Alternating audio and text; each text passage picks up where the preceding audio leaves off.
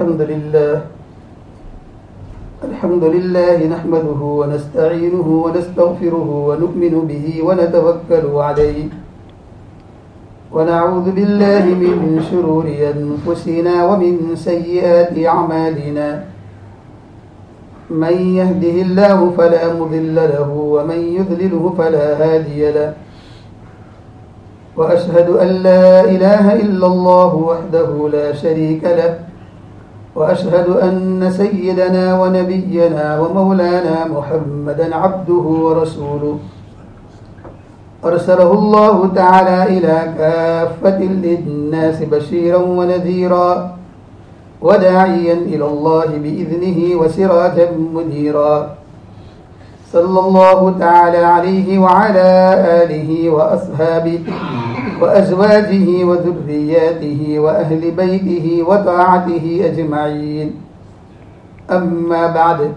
فقد قال الله تبارك وتعالى في القرآن المجيد والفرقان الحميد أعوذ بالله من الشيطان الرجيم بسم الله الرحمن الرحيم إن الله يأمر بالعدل والإحسان وإيتاء ذي القربى وينهى عن الفحشاء والمنكر والبغي يعظكم لعلكم تذكرون صدق الله مولانا العظيم. درود شریف پڑھیے. اللهم صل على محمد وعلى آل محمد كما صليت على إبراهيم وعلى آل إبراهيم إنك حميد مجيد. بزرگان محترم، اللہ تبارک و تعالیٰ کا یہ بڑا کرم اور احسان اور فضل ہے کہ اس کریم ذات نے مجھے اور آپ کو دین کا ایک اہم فریضہ نماز جمعہ ادا کرنے کے لیے یہاں جمع فرمایا. ہم دعا کرتے ہیں کہ اللہ تبارک و تعالی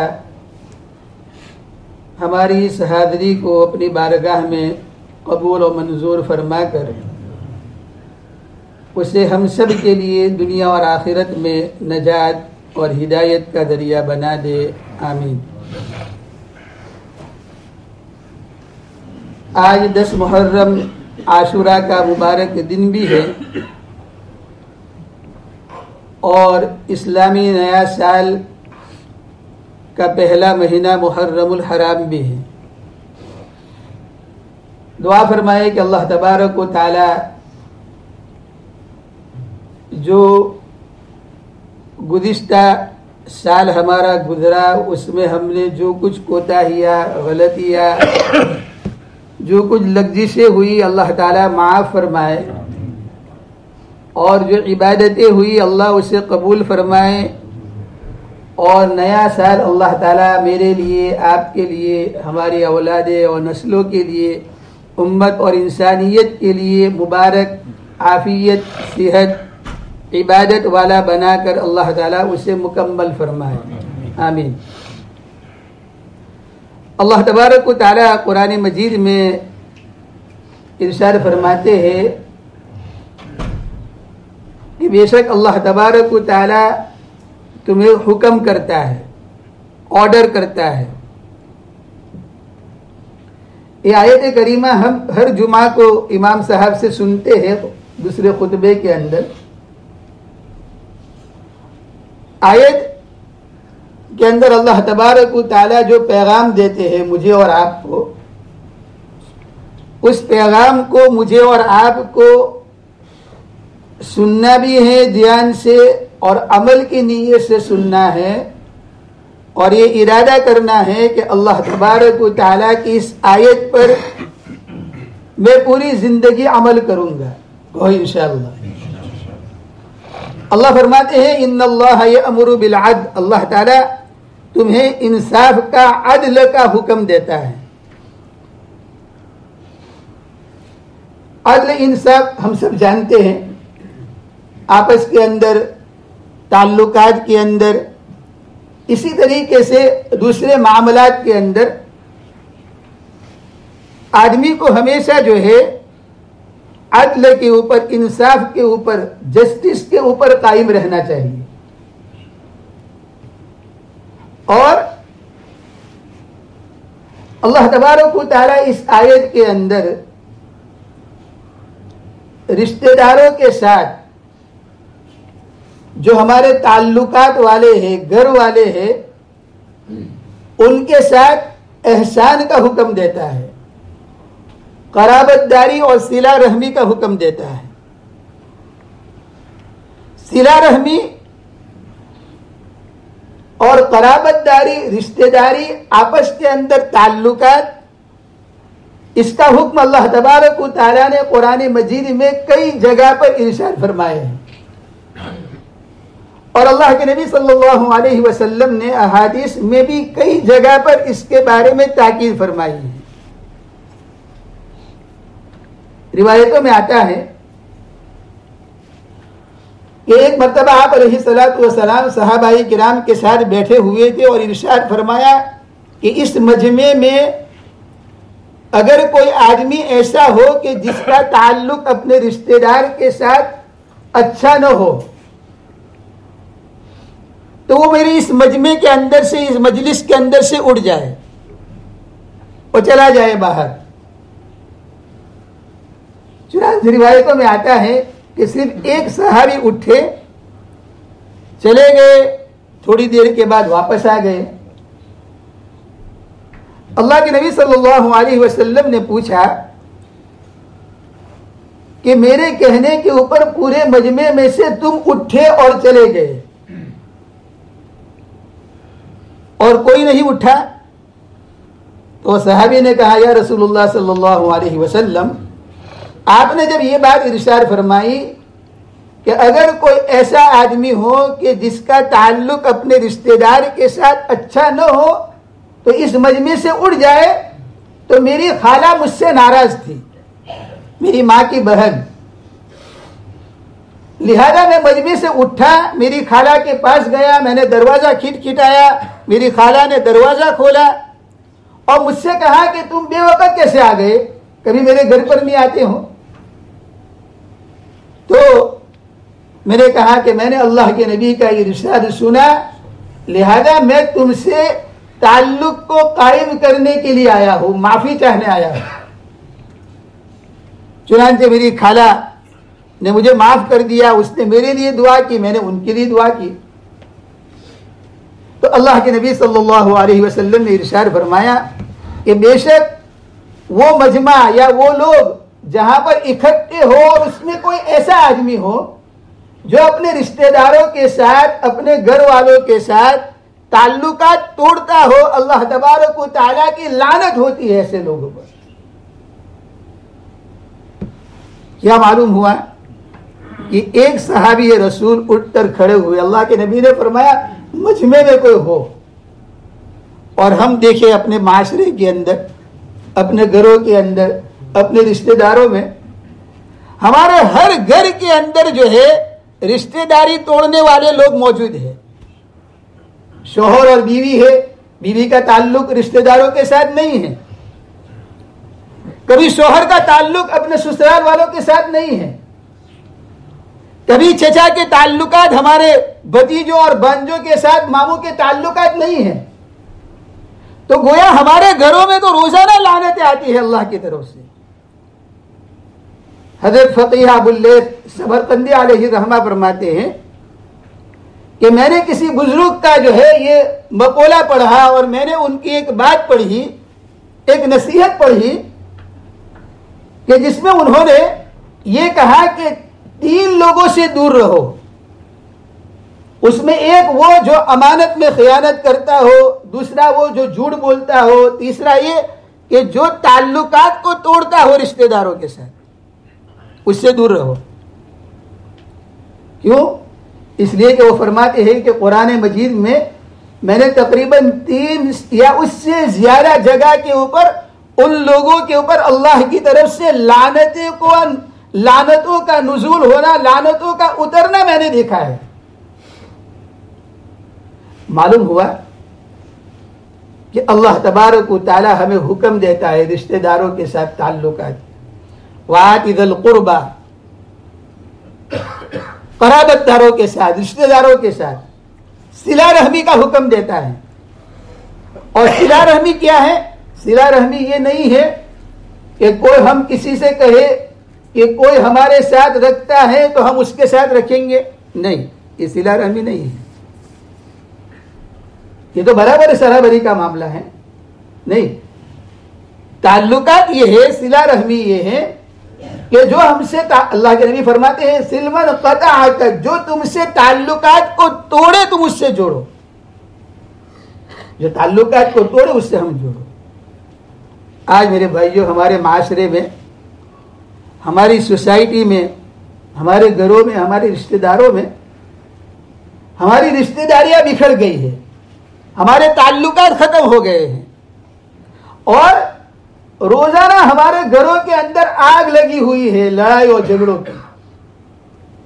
अल्लाह के नबी इरशाद फरमाते हैं, एक रिवायत का मफहूम है कि जो आदमी चाहता है कि उसकी उम्र में अल्लाह इजाफा करे, उसकी रिस्क में अल्लाह इजाफा करे, तो उसको चाहिए कि वो अपने रिश्तेदारों के साथ अच्छा ताल्लुक रखे। उसकी बरकत से अल्लाह तबारक व तआला उसकी उम्र में भी बढ़ावा देंगे और उसके रिस्क के अंदर भी अल्लाह बरकत अता फरमाएंगे। और एक रिवायत में अल्लाह के नबी फरमाते हैं कि जन्नत की खुशबू 500 साल की मसाफत से आदमी को जो है उसकी खुशबू आती है, यानी 500 ईयर्स जो है वो दूर है जन्नत, लेकिन उसकी खुशबू उसको आती है। लेकिन अल्लाह के नबी फरमाते हैं जिस आदमी के अंदर ये सिफत हो कि वो ताल्लुकात को तोड़ता है, रिश्तेदारों के साथ जोड़ता नहीं है, तो वो जन्नत की खुशबू भी उसको नहीं लगेगी। अल्लाह हम सब की हिफाजत फरमाए। मेरे भाइयों, आज जो है हमारे लड़ाई और झगड़े की असल वजह वो है जब निकाह होता है तो निकाह के बाद से ही शुरू हो जाती है, शादी के बाद से ही। और हमारे ताल्लुकात इतने खराब होते हैं कि हम एक दूसरों का मुंह नहीं देखते हैं। कभी हमारा झगड़ा 5 पाउंड पर हो जाता है, कभी मकान के ऊपर झगड़ा हो जाता है, कभी रिश्तेदारों के साथ जो है जमीन के एक टुकड़े पर लड़ाई हो जाती है, कभी शादी ब्याह के मौके के ऊपर बुलाने और न बुलाने के ऊपर झगड़ा हो जाता है। और ऐसी लड़ाई और झगड़ा होता है कि हमारी जो है जिंदगी इससे तबाह हो जाती है, बर्बाद हो जाती है। हमारी नस्लों के अंदर, हमारे रिश्तेदारों के अंदर, हमारे घरों के अंदर ये ऐसी वबा बन जाती है कि फिर खानदानों तक और नस्लों तक और एक लंबी पीढ़ी तक ये दुश्मनियां चलती आती है। इसीलिए उलमा फरमाते हैं एक आदमी तहज्जुद पढ़ता है, रोजे रखता है, नवाफिल, एक आदमी कुरान की तिलावत करता है, पहली सफ में नमाज पढ़ता है, सब कुछ करता है, वो करता रहे, लेकिन अगर उसके अंदर ये सिफत है कि वो रिश्तेदारों के साथ ताल्लुकात तोड़ता है, सिला रहमी नहीं करता, तो बुजुर्गों ने लिखा है उसकी ये सारी इबादतें बेकार है, सब बेकार है। तो अल्लाह तबारक व तआला और अल्लाह के नबी हमें ताल्लुकात को जोड़ने का हुक्म देता है, तोड़ने का नहीं, तोड़ने का नहीं। और आजकल हमारे माशरे के अंदर ये आम तौर के ऊपर बुराई है, वो ये है कि हम एक दूसरे के पीछे पड़े हैं, हम एक दूसरों के जो है एक दूसरे के साथ ताल्लुकात को तोड़ने में पड़े हैं। इसलिए बीवी और शोहर के ताल्लुकात नहीं है। ससुराल के अंदर हमारी बेटियां रुखसत होकर जाती हैं और उसके बाद वो सास जो लड़की को देखने के लिए आती है, लेकिन रवैया बदल जाता है। वो बाप जो खुसर बनकर अब बैठा हुआ है, लड़की को देखने आया बेटे के लिए, अच्छे ताल्लुकात, लेकिन अब रवैया बदल गया 5 दिन के अंदर, 1 हफ्ते के अंदर। इधर जो है हनीमून और इधर हॉलीडे खत्म हुई और घर के अंदर झगड़े शुरू हो गए। हमारे घर बर्बाद हो रहे हैं, तबाह हो रहे हैं, हमारी औलादें और नस्लें जो है उनकी जिंदगियां बर्बाद हो रही। क्यों? इसलिए कि हमारा कसूर है, हमारा माँ बाप का। अल्लाह तबारक व तआला ने, शरीयत ने माँ बाप के भी हुकूक रखे हैं। जगह जगह अल्लाह ताला ने कुरान में जो है माँ बाप के हुकूक बयान की है औलादों के ऊपर, और सबसे ज्यादा हक माँ बाप का है اللہ تبارک و تعالی قرآن مجید میں جگہ جگہ ماں باپ کے ساتھ احسان کرنے کا حکم دیتا ہے. اللہ کے نبی نے بھی کئی روایتوں کے اندر. لیکن اللہ کے نبی نے یہ بھی فرمایا کہ تمہارے 3 ماں باپ ہیں. ایک وہ جس سے تم پیدا ہوئے, دوسرے وہ جس نے تمہیں لڑکی دی, اور تیسرا وہ جس نے تمہاری تربیت کی, تمہارے استاد جس نے تمہیں علم دیا. لیکن اگر کوئی لڑکا یا لڑکی دونوں طرف سے ہوتا ہے, بوائے اور گرلس دونوں سائڈ سے, کہ وہ خسر کو جو ہے باپ ماننے کے لیے تیار نہیں ہے, اس لیے داماد ہو کر خسر کے بارے میں بری باتیں کرتا ہے, بہو ہو کر اپنی ساس کے بارے میں بری باتیں کرتا ہے, اپنے خسر کی بری باتیں کرتا ہے, اور کبھی داماد بن کر جو ہے وہ خسر کی بات کرتی ہے, بہو بن کر جو ہے اپنے خسر کی باتیں کرتی ہے. اس کی وجہ سے تعلقات لڑکے اور لڑکیوں کے اندر پیدا نہیں ہوتے ہیں, محبتیں پیدا نہیں ہوتی ہیں, اور یہ بنیاد بنتی ہے لڑائی اور جھگڑے کی, اور یہ بنیاد بنتی ہے آپس کے اندر گھروں کو توڑنے کی اور گھروں کے ٹوٹنے کی.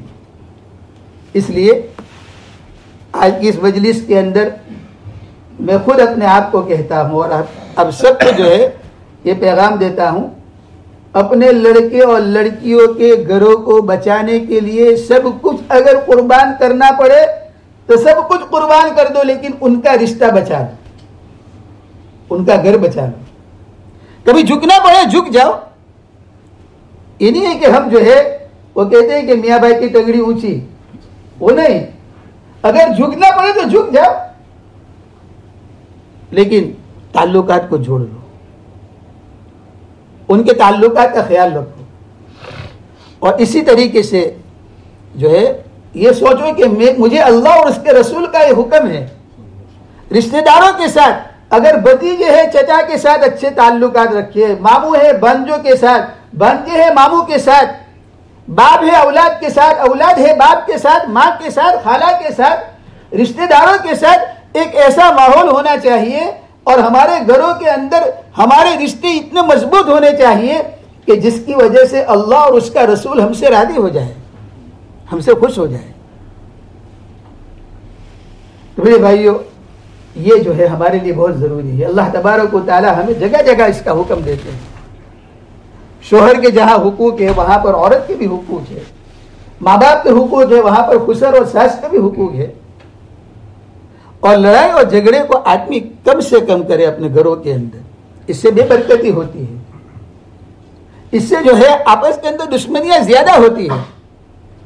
اور آج تو ایسا ماحول ہو گیا ہے کہ ہم 5 پاؤنڈ کے لیے, 50 پاؤنڈ کے لیے, 100 پاؤنڈ کے لیے, 500 اور 1000 پاؤنڈ کے لیے رشتہ داریاں ختم کر دیتے ہیں.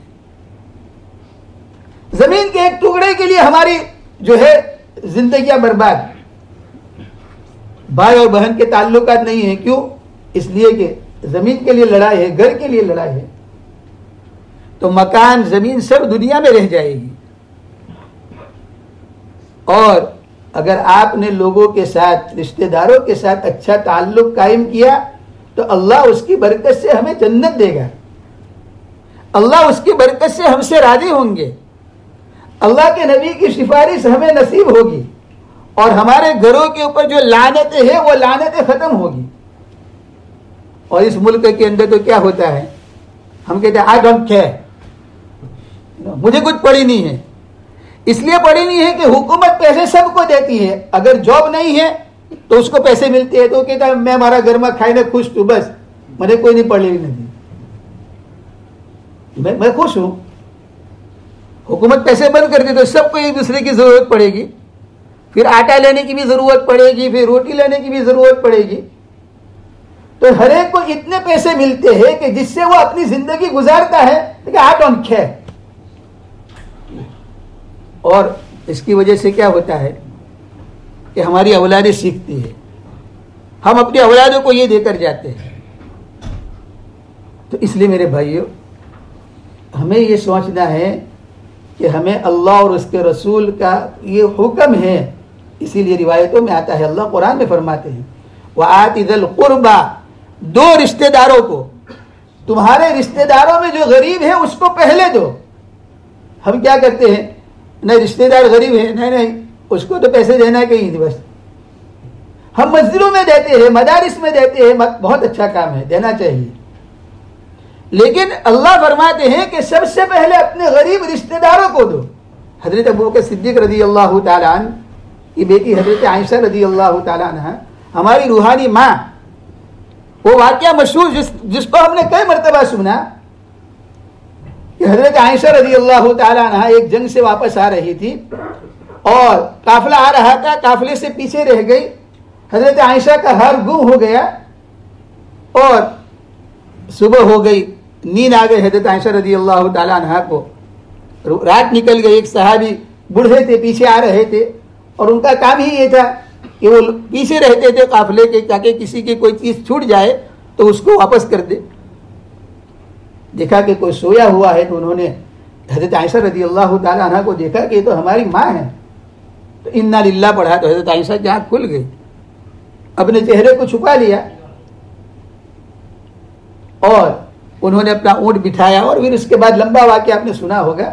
مجھے بتانا یہ ہے کہ اخیر میں حضرت عائشہ رضی اللہ تعالی عنہا کے اوپر منافقین نے الزام لگایا, نعوذ باللہ, الزام لگایا. اس میں بہت سارے لوگ شامل ہو گئے. اس میں حضرت ابوبکر صدیق رضی اللہ تعالی عنہ کا ایک رشتہ دار بھی تھا جو شامل ہو گیا. چنانچہ حضرت ابوبکر صدیق رضی اللہ تعالیٰ عنہ کو دل پر بہت لگا کہ میری بیٹی کے بارے میں میرا رشتہ دار جس کو میں پیسے دیتا تھا, اس کے گھر کا خرچہ چلاتا تھا, تو اس نے میری بیٹی کے اوپر الزام رکھا. آج کوئی بیٹی کے اوپر اگر کوئی بات برداشت نہیں کرتا ہے, وہ صدیق رضی اللہ تعالیٰ نے دل میں ارادہ کر لیا کہ اب میں اس کے پیسے بند کر دوں گا, تو اللہ تعالیٰ نے قرآن مجید میں آیت اتاری اس کے لیے. اور حضرت ابوبکر صدیق رضی اللہ تعالیٰ نے سے کہا نہیں, ہم اللہ تعالیٰ نے حکم دیا کہ نہیں تم تمہارے رشتہ داروں کو دو, ان کو معاف کر دو. روایتوں میں آتا ہے حضرت ابوبکر صدیق رضی اللہ تعالیٰ نے بعد میں ان کا وظیفہ زیادہ کر دیا, پہلے سے زیادہ کر دیا. تو میرے بھائیو, ہم سب کو چاہیے کہ ہم ہمارے تعلقات ماں باپ کے ساتھ, اولادوں کے ساتھ, چچاؤں کے ساتھ, چچیوں کے ساتھ, ماموں کے ساتھ, بھانجوں کے ساتھ, پوتوں کے ساتھ, نواسوں کے ساتھ, خالہ کے ساتھ, ہمارے جو ہے کزنوں کے ساتھ, ان کے ساتھ ہم بہتر سے بہتر تعلق رکھیں. اور یہ تعلقات ہم جوڑیں گے تو اللہ راضی ہوں گے. اگر ہم تعلقات توڑیں گے تو اللہ تبارک و تعالیٰ ناراض ہوں گے. تعلقات توڑنے کے اوپر ہم جنت سے دور ہوں گے, تعلقات کو جوڑنے پر ہم جنت سے قریب ہوں گے. تعلقات کو جوڑنے کے اوپر اللہ تعالیٰ کی رحمتیں آئے گی ہمارے گھر میں, اور تعلقات کو توڑنے کے اوپر اللہ تعالیٰ کی لعنتیں آئے گی ہمارے گھروں میں. تو اللہ تعالیٰ میری بھی حفاظت فرمائے, آپ سب کی حفاظت فرمائے. اللہ تعالیٰ ہمیں رشتہ داروں کے ساتھ تعلقات کو جوڑنے کی توفیق عطا فرمائے, توڑنے سے اللہ تعالیٰ ہم سب کی حفاظت فرمائے. اور بزرگوں نے لکھا ہے ایسے لوگوں سے دور رہو, ان کی صحبت میں بھی مت بیٹھو جو لوگوں سے تعلقات کو توڑتا ہے. جو تمہیں کہتا ہے کہ اس سے تعلقات مت رکھو, اگر وہ نہ بھی کہتا ہو تب بھی تم اس کے پاس مت بیٹھو, اس لیے کہ اس پر اللہ کی لعنتیں ہیں, اس پر تو لعنتیں ہیں. تو لعنت آدمی کے پاس کون بیٹھے گا؟ جس پر فٹکار ہوتی ہے اس پر کون بیٹھے گا؟ تو ایسے لوگوں سے دور رہو. اللہ تعالی ہم سب کی حفاظت فرمائے. آمین. وآخر دعوانا ان الحمد للہ رب العالمین.